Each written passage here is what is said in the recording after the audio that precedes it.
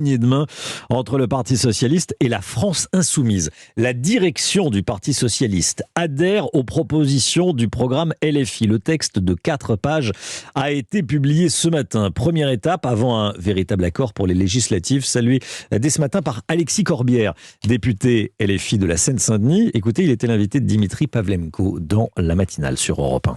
Le Parti socialiste a répondu aux points qui pour nous étaient importants pour engager une discussion politique. Nous on veut pas des choses. Points de programme. On parle programme là, on parle idée, on parle projet pour le pays, on parle comment on change la vie concrètement pour les gens qui nous parlent. Le document du Parti socialiste qui dit qu'il est d'accord avec nous pour avancer vers la retraite à 60 ans, c'est formidable pour les gens.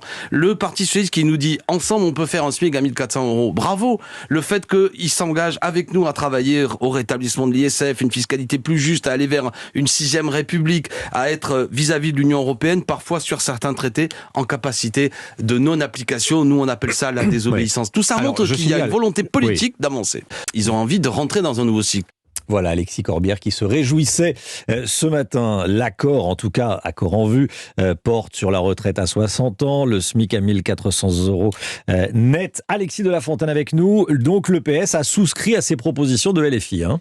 Oui, en ce moment même, une nouvelle réunion a lieu entre insoumis et socialistes pour finaliser les derniers détails du programme commun. Alors très clairement, il est inspiré en grande partie de celui de Jean-Luc Mélenchon. C'est donc un tournant majeur pour le PS, car s'aligner sur la gauche radicale implique le rejet de l'héritage de François Hollande. Preuve en est, cet accord souhaite abroger la loi El Khomri, pourtant votée lors de son mandat. Mais cette alliance est vitale pour éviter la déroute des socialistes aux législatives. C'est le seul moyen de sauver le parti, affirme un cadre. Et le revers de la médaille s'est vite fait sentir pour le PS. Plusieurs responsables du parti, comme la présidente de région Carole Delga ou le sénateur David Assouline, se sont publiquement opposés à cet accord. Bref, si certains voient dans cette union la survie du PS, d'autres y voient la cause de son implosion.